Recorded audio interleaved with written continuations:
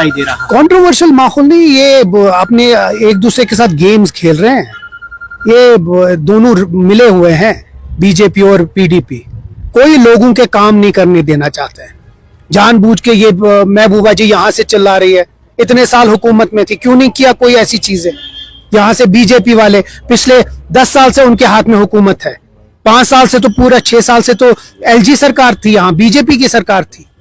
तो क्यों नहीं हम तो उनको सवाल पूछेंगे कि पिछले 6 साल से उन्होंने लोगों के लिए क्या किया। यहाँ जिस दहान पे हम हैं वो उन्हीं की देन है।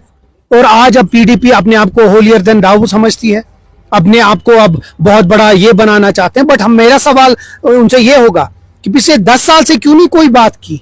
जब वो वजीर आला थी, क्या तब सिर्फ शॉल एक दूसरे को बांटने थे? तब सिर्फ यहाँ अफस्पा लगवाना था, सरफेसी एक्ट लगवाना था, जीएसटी लागू करवाना था।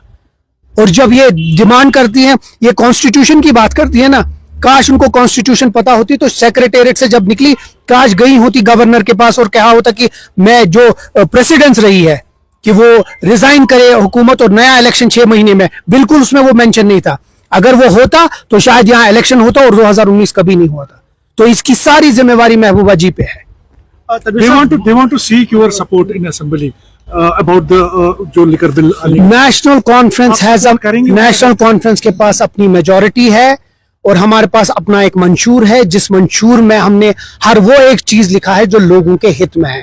हम कोशिश करेंगे कि वो हर एक चीज, चाहे वो 12 गारंटीज हो या 26 वादे हो, वो पूरा करे। हमें किसी की सीख नहीं चाहिए। हम सिर्फ ये चाहते हैं कि जो भी हो तरीके से हो, वक्त पे हो और अच्छे से हो। तनवीर साहब, मोस्ट ऑफ द एनसी जो एमएलएज है वो कहते हैं कि हम मुसलमान हैं और हम एंटी अल्कोहल बिल के हिमायत में। लेकिन कल जो उमर साहब का स्टेटमेंट आया कि अगर अल्कोहल इनका इशू होता तो शायद हमारे असेंबली में बात आ जाने दीजिए, उसके बाद इसके बारे में बात होगी। कोई भी मुसलमान शराब को यहाँ चलने नहीं देगा, लेकिन असेंबली में बात आए उसके ऊपर बात करेंगे। साहब, ये बताइए कि अभी जिस तरह से खबरें आ रही है कि स्टेटहुड रेस्टोर ना होने की सूरत में नेशनल कॉन्फ्रेंस कहीं ना कहीं यहाँ पर दिल्ली में प्रोटेस्ट करने जा रही है, कहाँ तक? हम पहले ही क्यों ये दिमाग में लोगों के डाल रहे हैं कि स्टेटहुड नहीं आ रहा है?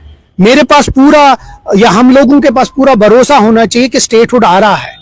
एक तो हमारे पास सुप्रीम कोर्ट का वर्डिक्ट है, प्राइम मिनिस्टर साहब की एश्योरेंस है, होम मिनिस्टर साहब की एश्योरेंस है, जम्मू कश्मीर की इलेक्टेड गवर्नमेंट का रेजोल्यूशन है। तो हम क्यों रुके? पहले हम कुछ टाइम रुकेंगे, उसके बाद जिस तरह उमर साहब ने कहा, प्लान बी, प्लान सी, हर कोई चीज है। प्लान बी में है ये। जब हम प्लान बी पे पहुंचे क्यों? इंशाल्लाह पूरी उम्मीद है कि अगले कुछ महीनों में हमें और लोगों को उनका स्टेटहुड जरूर मिलेगा। एक बार फिर पाकिस्तान ने यूएन में कश्मीर इशू को रेज किया, ऑल्दो कि इंडिया ने उस पर रिएक्शन किया, लेकिन किस तरह से आप देखते हैं कश्मीर इशू को दोबारा से इंटरनेशनल फोरम पे या इतने बड़े प्लेटफॉर्म पे? आजकल जम्मू कश्मीर के अपने बहुत परेशानी है।